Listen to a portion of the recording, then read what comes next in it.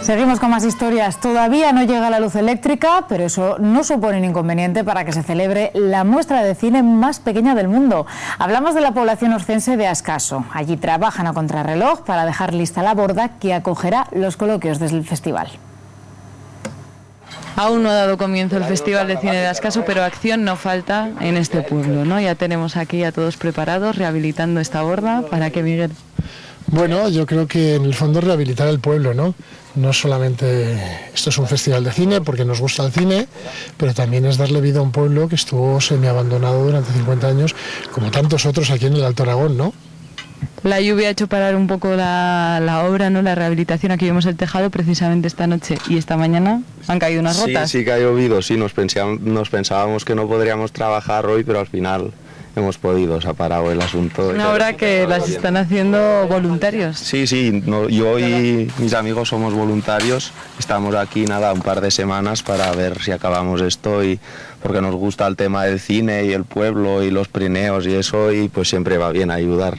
Aquí fuera se harán las proyecciones, Miguel, y aquí en el interior los coloquios, que en agosto ya empieza a refrescar un poco, ¿verdad?, por la noche. Sí, porque además, bueno, pues a la muestra vienen directores, vienen actores, actrices, y entonces, pues bueno, los coloquios, si las películas vienen acabando normalmente en las 11, las 11:30 de la noche, a lo mejor el coloquio dura hasta las 2. Y entonces, pues bueno, son momentos de mucha complicidad y bastante cotidianos. Y eso es la sala, que el año pasado ya se nos quedó pequeñita. Sí, eso es buena señal, eso es bueno. ¿Para finales de agosto estará esto terminado? Hombre, yo espero, porque ahora mismo con toda la obra está todo manga por hombro, ¿no? Pero sí, yo creo que acabaremos a finales de julio y ya durante el mes de agosto nos dedicaremos a limpiar todo, a ponerlo bonito, y en colaboración con el Ayuntamiento de Boltaña, pues un poco a preparar la infraestructura de toda la muestra de cine. Tened en cuenta que Ascaso es un pueblo al que todavía no llega la luz eléctrica. Las casas funcionan por energía solar o, en el caso de la muestra de cine, por un generador. Precisamente hablábamos de que no llega la luz, pero la luz es la que nos marca la hora aquí en Ascaso, ¿no, Miguel? Bueno, nos lo marca el sol, no la luz eléctrica.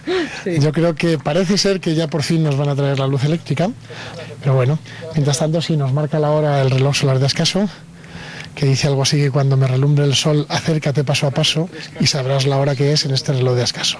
Esto estaba completamente arruinado, no tenía suelo, el techo estaba completamente hundido. Era peligroso tenerlo así, y entonces decidimos que la mayor parte del esfuerzo le íbamos a hacer aquí. Y hemos hecho una pequeña salita de cine.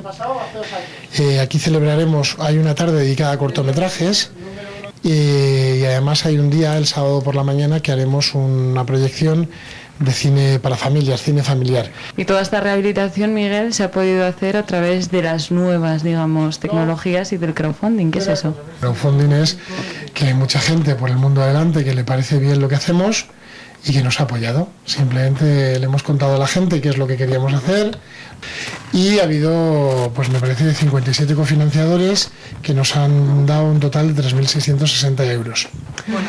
El resto del dinero lo va a poner la Asociación de Vecinos, que no tenemos mucho, pero bueno, entre los varios vecinos que somos miembros de la asociación, pues pondremos el dinero hasta los 4.000 y pico que nos va a costar la obra.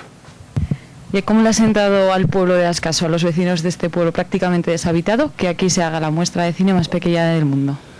Bueno, pues yo creo que bien. Ascaso nunca se abandonó. Hubo una familia, precisamente la familia que vive en esta casa, que siempre se quedó y siempre mantuvo la vida del pueblo. Y son una gente que está colaborando mucho con la muestra, que ha aportado este año, nos dejan un terreno para la zona de acampada. Al margen de eso, de la muestra de cine, me imagino que será satisfactorio devolver un poco de vida a este pueblo. Sí, eso es lo más satisfactorio, ver que vuelve a venir gente, ver que se arreglan las cosas. Ahora van a arreglar la pista, seguramente, si algún día llega la luz. Entonces esas cosas pues demuestran que el camino se hace andando.